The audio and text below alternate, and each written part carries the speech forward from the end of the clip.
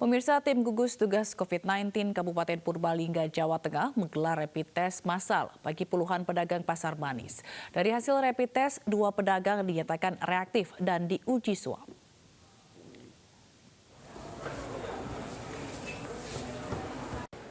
Puluhan pedagang pasar manis Kecamatan Karangmoncol, Purbalingga, Jawa Tengah mengikuti rapid test massal yang digelar tim gugus tugas COVID-19 Purbalingga. Rapid test dilakukan setelah sebelumnya ada sejumlah pedagang yang memiliki riwayat pernah kontak dengan salah satu warga positif corona. Dari hasil rapid test, 2 pedagang hasilnya reaktif dan langsung diuji swab.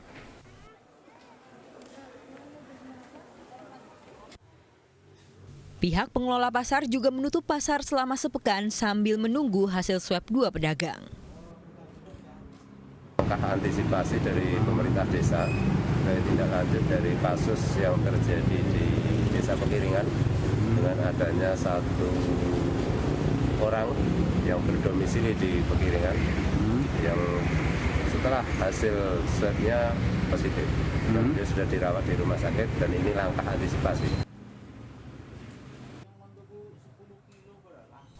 Selain menutup pasar, deretan toko dalam radius 100 meter dari pasar juga diminta tidak berjualan. Pihak desa hanya memperbolehkan pedagang sembako tetap berjualan. Dari Purbalingga, Jawa Tengah, Catur Edi Purwanto, iNews melaporkan.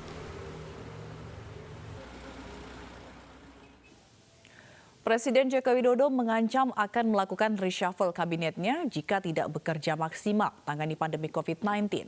Sebelumnya pada Musrenbangnas tahun lalu, Jokowi juga tunjukkan kekesalannya dengan sistem perizinan investasi daerah yang berbelit-belit. Sini ini bertanggung jawab kepada 260 juta penduduk Indonesia.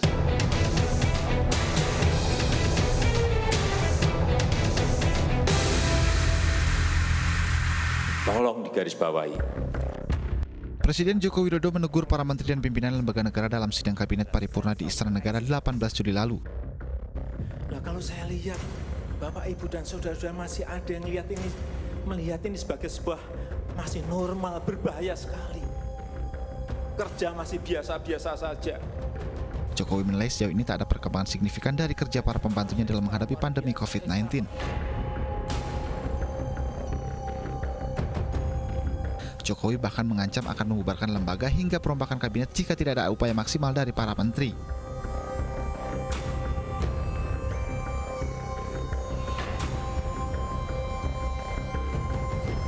Langkah apapun yang ekstraordinari akan saya lakukan untuk 267 juta rakyat kita, untuk negara. Bisa aja membubarkan lembaga, bisa aja reshuffle, udah kepikiran kemana-mana saya. Entah buat perpu yang lebih penting lagi, kalau memang diperlukan, karena memang suasana ini harus ada. Kalau suasana ini tidak, Bapak Ibu tidak merasakan itu sudah. Artinya tindakan-tindakan yang ekstraordinari keras akan saya lakukan. Bukan hanya kali ini saja Jokowi marah. Pada Musyawarah Perencanaan dan Pembangunan Nasional 2019 lalu, Jokowi pun jengkel dengan sistem perizinan investasi yang masih ruwet dan berbelit-belit baik di daerah maupun di pusat. Ini apa-apaan? Ini sama, di pusat nggak, di daerah sama. Ada 1, 2, 3 daerah ya udah cepat. Tapi belum 514 kabupaten kota dan 34 provinsi, belum. Saya ngomong adanya, juga belum di semua kementerian, belum. Masih ruwet. Terhambatnya investasi yang masuk akibat izin berbelit itu membuat ekonomi Indonesia sulit untuk berkembang. Tim Liputan iNews melaporkan. Direktur Utama RSUD Dr. Sutomo membantah menolak bantuan alat pelindung diri dari pemerintah Kota Surabaya yang disampaikan Tri Risma hari ini. Pihak rumah sakit menyebut saat ini APD masih mencukupi.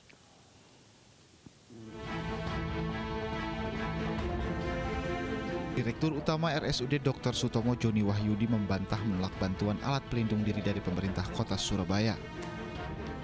Joni menyebut saat ini persediaan APD di RSUD Dr. Sutomo masih mencukupi dan menyarankan diperbantukan ke rumah sakit rujukan yang kekurangan APD.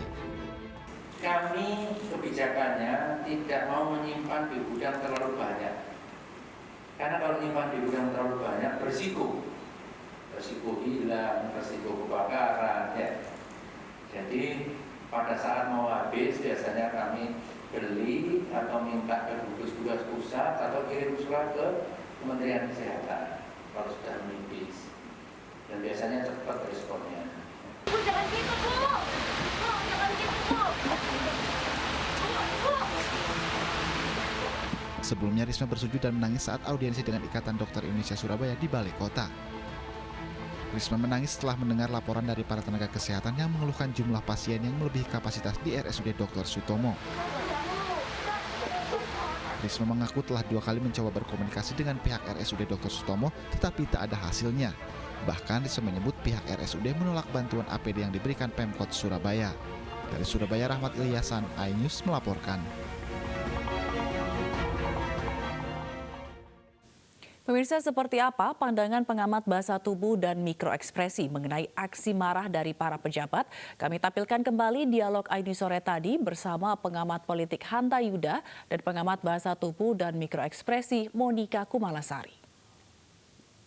Ketika bersujud, ini kan ada kedekatan juga, proximity juga gitu ya. Jadi lupa nih kondisinya. Memang dalam kondisi emosi yang benar-benar meledak-ledak gitu ya. Jadi statementnya bahkan bilang saya goblok dan sebagainya. Nah, ini kan juga yang memancing orang-orang awam pun juga seorang leader ya harusnya juga bisa memanage emosinya dengan baik gitu ya. Tetapi akhirnya jadi tumpah dan kemudian menjadi viral gitu. Jadi kalau saya melihat bahwa antara kata-kata yang ini semua kanal keluar, jadi verbalnya keluar, ya, dari intonasinya juga keluar, dari ekspresinya juga keluar, body language-nya juga keluar semuanya, gitu ya. Bahkan kalau kita lihat dalam konten ini juga kemarahan beliau ditunjang juga dengan kata-kata saya goblok, gitu ya. Saya tidak pantas jadi wali kota Surabaya begitu. Ini sebagai bentuk dia merasa bersalah begitu?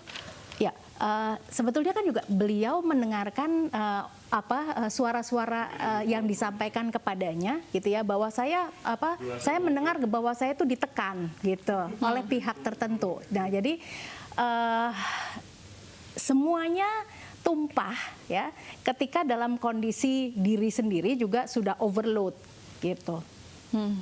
Apakah dengan meluapkan emosi begitu di depan publik yang cukup sering begitu kita lihat dari Ibu Risma ini ada dampak negatifnya juga, Mbak Monika? Ya, dampak negatifnya adalah juga menjadi olok-olok ya dari netizen juga, dan juga ya sebagai seorang perempuan yang akhirnya nangis gitu ya.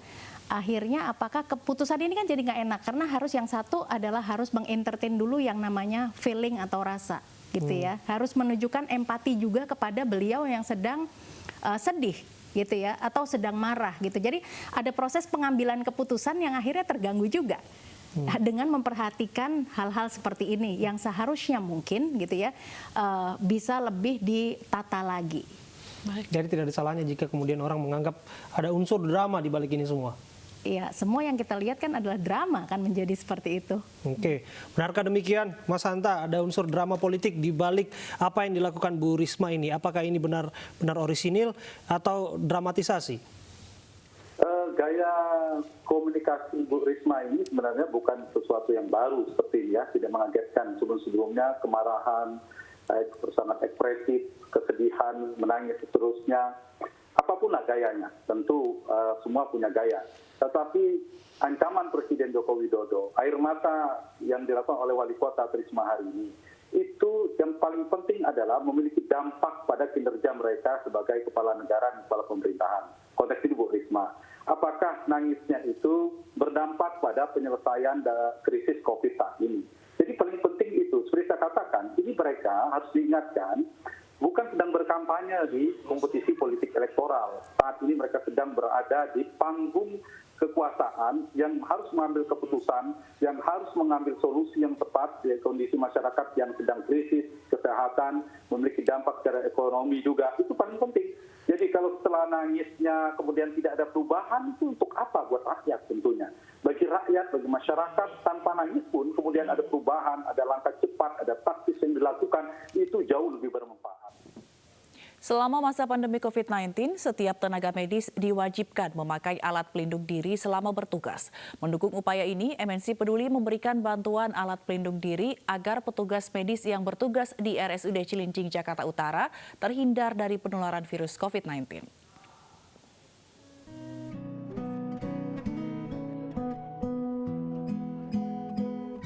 Alat pelindung diri kini menjadi perlengkapan wajib yang harus dipakai oleh tenaga medis dalam menangani pasien yang datang ke fasilitas kesehatan. Seperti halnya yang dilakukan oleh Rumah Sakit Umum Daerah Cilincing, Jakarta Utara.